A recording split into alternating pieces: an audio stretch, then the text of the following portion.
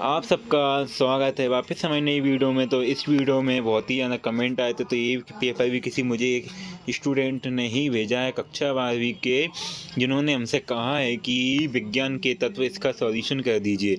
और इसका सॉल्यूशन मुझे अच्छा खासा पता तो नहीं था, लेकिन मैंने कहीं से भी इनके क्वेश्चन आंसर को इकट्ठा किया। जितना मुझसे हो सकेगा उतना मैं सॉल्यूशन करने वाला हूँ। यदि आपके कमेंट आएंगे तो मैं इसका संपूर्ण सॉल्यूशन भी कर दूँगा, ठीक है। तो अभी तो मैं इसे एक बहुत कम ही छोटी सी वीडियो बनाने वाला हूँ। जितने क्वेश्चन मैंने सॉल्यूशन किए हैं वही आपको बताऊंगा, ठीक है। तो आइए वीडियो वॉच करना। तो अभी यदि आप नए हो तो चैनल को कर दीजिए जल्दी से सब्सक्राइब, जिससे कि वीडियो नोटिफिकेशन आपको हमेशा मिलता रहेगा, ठीक है। आइए देखते हैं क्या होने वाला है सॉल्यूशन। तो क्वेश्चन नंबर 1, तो यहाँ पे क्वेश्चन स्टार्ट करते हैं। यहाँ पे क्वेश्चन नंबर 1 में आपको दिया गया है, यहाँ पे आप देख पाओगे प्री बोर्ड परीक्षा आपकी चल रही है। तो यहाँ पे आपको क्वेश्चन दिया गया है सही विकल्प में। क्वेश्चन नंबर 1 में प्रकाश का वेग की जो निफ्टी होती है, मतलब किस स्पीड से चलता है, तो उसका हो जाएगा आपका आंसर 3 × 10⁸ मीटर प्रति सेकंड। आंसर हो जाएगा आपका ऑप्शन ए ही आपका आंसर हो जाएगा। और क्वेश्चन नंबर 2 में आपसे पूछा गया है, क्वेश्चन नंबर 2 में आपको पूछा किसी चुंबकीय ध्रुवों की संख्या कितनी होती है। तो चुंबकीय ध्रुवों की संख्या कितनी होती है?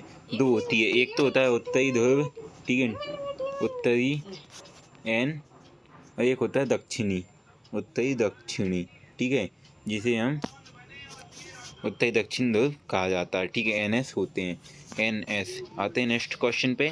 क्वेश्चन नंबर 2 में कहा गया है, इसमें 1 किलोवाट घंटा में होता है, क्या होता है? तो इसका आंसर हो जाएगा आपका, तो आपका ये हो जाएगा 1000 वाट के बराबर होता है, ठीक है। नेक्स्ट क्वेश्चन दिया गया है, कोलाइड विलयन को कितने वर्गों में बांटा गया है। तो इसका आंसर हो जाएगा आपका यानी कि 2 वर्गों में बांटा गया है, ठीक है, 2 वर्गों में बांटा गया। इसके बाद नेक्स्ट क्वेश्चन देखते हैं। नेक्स्ट क्वेश्चन दिया गया है यहाँ पे, अमोनिया निर्माण में हैबर विधि एमओ का क्या होता है। तो इसका आंसर मुझे इसकी लिए मैं कंफर्म नहीं हूँ, इसको आप अपने किसी फ्रेंड से पूछ सकते हो। इसके लिए मैं स्वयं नहीं दी, फिर भी आपको कह दूँ कि धनात्मक उत्तर हो सकता है, लेकिन मैं कंफर्म नहीं हूँ इसके लिए, ठीक है।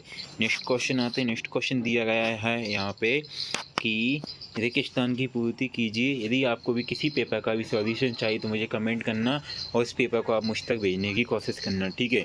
टेलीग्राम चैनल के माध्यम से आप मुझ तक वो पेपर को भेज सकते हो, जिसका मैं सॉल्यूशन आपको प्रोवाइड कराने की कोशिश करूँगा। ये भी किसी भाई ने भेजा था जिनका नाम शायद उमेश था, ठीक है। तो उनके लिए मैंने सॉल्यूशन किया है, तो वीडियो बना दी, आप तक भी पहुँच जाएगी, ठीक है।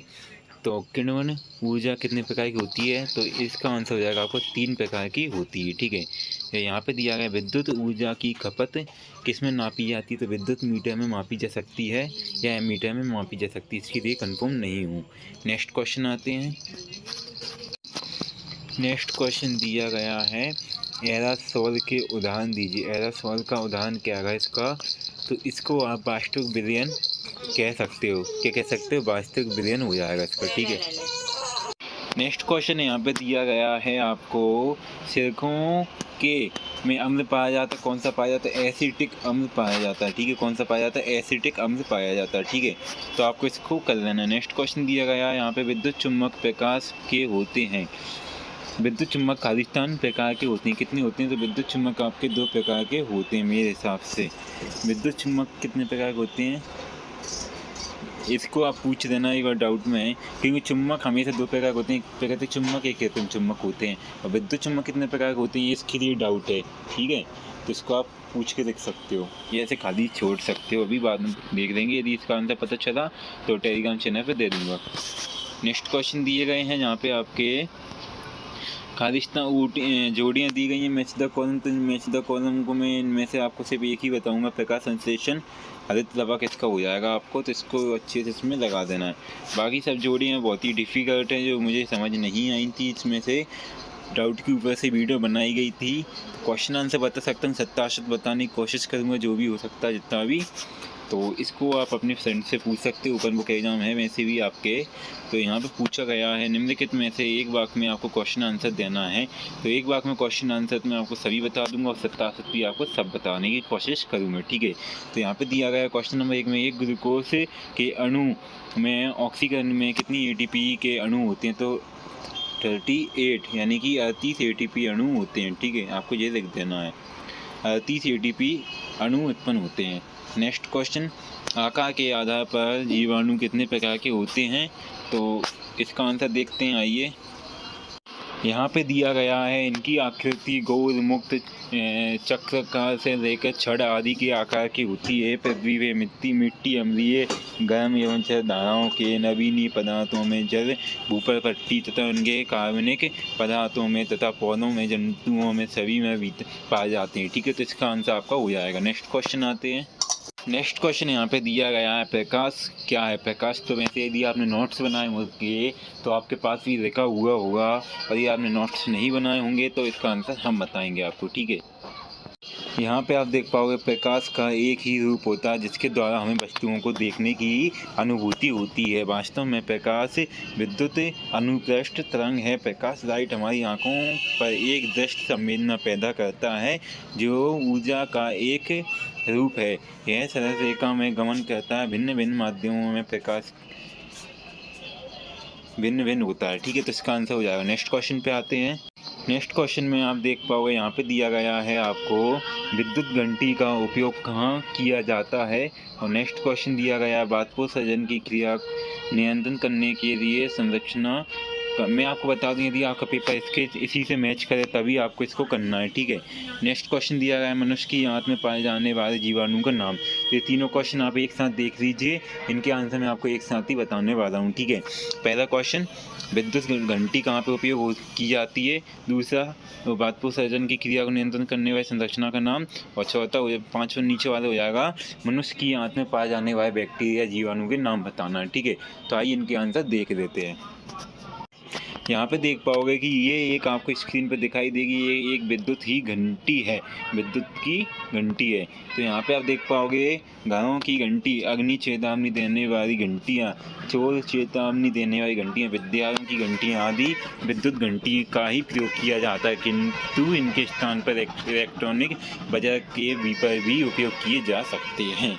ठीक है, नेक्स्ट क्वेश्चन क्या था अपना, बाष्पोत्सर्जन से संबंधित था, उसको भी आंसर देख लेते हैं। यहाँ पे आप देख पाओगे, पौधों द्वारा अनावश्यक जल को भाप के रूप में शरीर से बाहर निकालने के लिए क्रिया को बाष्पोत्सर्जन कहा जाता है। और यहाँ पे संपूर्ण डिटेल में पौधे सब कुछ दिए गए हैं, इसे आप इस प्रकार से लिख सकते हो। ठीक है, तो इसको आप अच्छे से लिख लेना, और कोई दिक्कत आए तो मुझे कमेंट बॉक्स में कमेंट करना। नेक्स्ट क्वेश्चन था कि मनुष्य की आंत में पाए जाने वाले बैक्टीरिया के नाम बताना है। ठीक है, यहाँ पे दिया गया है, मनुष्य की आंत में पाए जाने वाले बैक्टीरिया का नाम होता है एस्चेरिचियस कोलाई, एस्चेरिचियस कोलाई, एस्चेरिचिया कोलाई। ठीक है, आपको ये लिख देना। नेक्स्ट क्वेश्चन पे आते हैं। नेक्स्ट क्वेश्चन कुछ सत्ता असत्य आपसे पूछे गए हैं। क्वेश्चन नंबर 5 में आपसे सत्ता असत्य पूछे गए हैं, जितने हो सकेंगे उतनी बताने की कोशिश करूँगा। ठीक है, यहाँ पे क्वेश्चन नंबर 1 में दिया गया है, आपको फिटकरी का उपयोग रोगाणुनाशक के रूप में किया जाता है, तो ये आपका सत्य हो जाएगा। नेक्स्ट क्वेश्चन दिया गया है, पौधों में बाष्पोत्सर्जन 2 प्रकार का होता है, तो ये हो जाएगा आपका सत्य, क्योंकि बाष्पोत्सर्जन जो होता है ये 3 प्रकार का होता है। आपको बता दूं मैं, रंध्रीय बाष्पोत्सर्जन, बातरंध्रीय बाष्पोत्सर्जन, और एक और कुछ होता है शायद, मैं भूल गया, लेकिन 3 प्रकार का होता है। ठीक है, नेक्स्ट क्वेश्चन होता है, शुद्ध जल का उदासीन होता है, शुद्ध जल उदासीन होता है, शुद्ध जल उदासीन होता है, इसका मैं आपको बताऊंगा। ठीक है, और नीचे वाला है आपका ग्लूकोज का सूत्र, यदि C6H12O6 है तो ये सही हो जाएगा। यदि C5 है, मुझे यहाँ पे सही दिख नहीं रहा, C6 है तो ये सही हो जाएगा, C5 है तो ये गलत हो जाएगा। ठीक है, इसके बाद एंटोन ल्यूसियस की जीवाणु विज्ञान का जनक पिता कहा जाता है, तो ये असत्य हो जाएगा, नहीं कहा जाता इनको, कुछ ल्यूस ऐसा कुछ नाम है, उनको कहा जाता है। ठीक है, नेक्स्ट क्वेश्चन है, बसन क्रिया अनेक प्रकार की होती है, तो 3 प्रकार की होती है, 3 प्रकार को हम अनेक नहीं कह सकते, तो ये भी आपका असत्य हो जाएगा, 3 प्रकार की होती है बसन क्रिया। ठीक है, अब बात रही आपकी शुद्ध जल का शुद्ध जल उदासीन होता है, तो इसको मैं भी बता देता हूँ आपको। इसका आंसर हो जाएगा आपको, उदासीन तो नहीं कहा है, ऐसा कुछ कहा है। ठीक है, ये होता है, अब जिसका मतलब आप निकाल लेना। नेक्स्ट क्वेश्चन दिया गया है यहाँ पे, सदीप्त वस्तुओं किन्हें कहा जाता है और अदीप्त वस्तुओं किन्हें कहा जाता है। तो मैं आपको यहीं पे बता दूं कि स्वादिप्त वस्तुएं वो होती हैं जो प्रकाश का उत्सर्जन करती हैं, ठीक है, और अदीप्त वस्तुएं वो होती हैं जो प्रकाश का उत्सर्जन नहीं करती हैं। तो इसके नीचे वाले क्वेश्चन का आंसर मैं आपको बताऊँगा, अदीप्त वस्तुओं के आंसर आपको बताऊँगा, ठीक है। आइए देखते हैं। यहाँ पे आप देख पाओगे अदीप्ति मीन्स कि यहाँ पे आप आ मान के चलना, ठीक है। यहाँ पे आ मान के चलना आप, यहाँ पे अदीप्त वस्तुएं हैं। जो वस्तुएं स्वयं प्रकाश उत्सर्जित करती हैं उन्हें दीप्त वस्तुएं, नहीं यहाँ पे तो आप चलो ऐसे ही रहने दो, ऐसे ही पढ़ना। दीप्त वस्तुएं कहते हैं और सूर्य, तारे, बल्ब जो अदीप्त वस्तुएं होती हैं जो प्रकाश का उत्सर्जन नहीं करती हैं। तो दोनों को उदाहरण एक साथ ही देखने को मिल जाएंगे आपको, ठीक है। आते हैं नेक्स्ट क्वेश्चन पे। नेक्स्ट क्वेश्चन आपको दिया गया है, प्रकाश नीला क्यों दिखाई देता है, ठीक है। तो आइए इसका आंसर भी देख लेते हैं। यहाँ पे दिया गया है प्रकाश आकाश हमें नीला क्यों दिखाई देता है। तो यहाँ पे सूर्य का प्रकाश जब वायुमंडल में प्रवेश करता है तो वायुमंडल में उपस्थित धूल के कण उनका अवशोषण होकर एक चारों दिशाओं में बिखर जाता है, ठीक है। तो यह बिखरा हुआ प्रकाश नीला तथा बैंगनी रंग का होता है। एक नीले रंग के प्रकीर्ण बैंगनी और रंग के प्रकीर्ण की तुलना 10 गुना अधिक होता है, इसलिए आकाश का रंग हमें नीला दिखाई देने लगता है, ठीक है। नेक्स्ट क्वेश्चन पे आते हैं। अब यहाँ पे आपसे एक क्वेश्चन पूछ दिया गया है, जब स्नेही क्लोराइड किसे कहते हैं और जब विरोधी क्लोराइड किसे कहते हैं। और साथ में एक क्वेश्चन आप यहाँ पे देख लीजिए कि उत्प्रेरकों की कोई दो विशेषताएं आपको बतानी है, ठीक है। और प्लास्टर ऑफ पेरिस के कोई दो उपयोग और एल्कोहल के कोई दो। मुझे सभी क्वेश्चन पता है, बहुत ही इजी पेपर है। प्रकाश संश्लेषण क्या होता है आप चाहें तो कहीं से भी निकाल के देख सकते। किण्वन क्या होता है, एल्कोहल क्या होता है, सभी क्वेश्चन पड़े हुए हैं। सभी क्वेश्चन बहुत ही इंपॉर्टेंट क्वेश्चन भी हैं। जीवाणु क्या होता है, कितने आसान क्वेश्चन हैं। संपूर्ण सॉल्यूशन भी मैं इसका कर सकता हूँ, लेकिन मैं कमेंट के ऊपर से ही करने वाला हूँ सॉल्यूशन। आइए इन दोनों क्वेश्चनों के आंसर शेष और बताऊँगा, उसके बाद वीडियो को करते हैं समाप्त। तो यहाँ पे जब स्नेही क्लोराइड किसे कहते हैं और जब स्नेही विरोधी क्लोराइड और उत्प्रेरकों के कोई दो विशेषताएं आपको बताऊंगा, ठीक है। आइए देखते हैं। यहाँ पे दिया गया है, जब विरोधी क्लोराइड विलयन अस्थायी होता है, जब विरंगी क्लोराइड अनुपाती एवं प्रकृति के होते हैं, अतः यह विद्युत अपघटे एवं विरों द्वारा शीघ्रता से अपक्षेपण हो जाते हैं। फलस्वरूप अपक्षेपण होने के बाद इसमें से पुनः क्लोराइड विलयन प्राप्त होने लगते हैं, ठीक है। तो इसका आपका ये आंसर हो जाएगा। नेक्स्ट क्वेश्चन देखते हैं। उत्प्रेरक के विषय में बताना था, तो यहाँ पे आप देख पाओगे उत्प्रेरक के विषय में आपको दो बातें पूछी गई थी। उत्प्रेरक अल्प मात्रा में ही उत्प्रेरक प्राप्त कर लेते हैं। नेक्स्ट हो जाएगा, अभिक्रिया के अंत में उत्प्रेरक का द्रव्यमान संघटन कोई भी परिवर्तन नहीं हो सकता। नेक्स्ट हो जाएगा आपका, उत्प्रेरक किसी भी अभिक्रिया को प्रारंभ नहीं करता, परंतु अभिक्रिया के वेग को सक्रियण ऊर्जा कम करके बढ़ा देता है, ठीक है। तो यहाँ पे आपके ये क्वेश्चन का होता है समाप्त। यदि वीडियो अच्छी लगी तो वीडियो को लाइक चैनल सब्सक्राइब करना ना भूलें।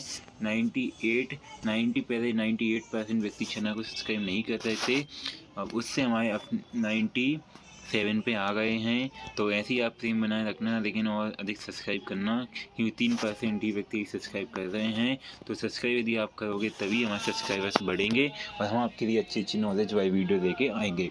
जब तक के लिए जय श्री राम। कुछ भी दिक्कत हो तो आप मुझे कमेंट करना, और किसी को भी किसी भी सब्जेक्ट का सॉल्यूशन करवाना है तो आप मुझे कमेंट कर सकते हो।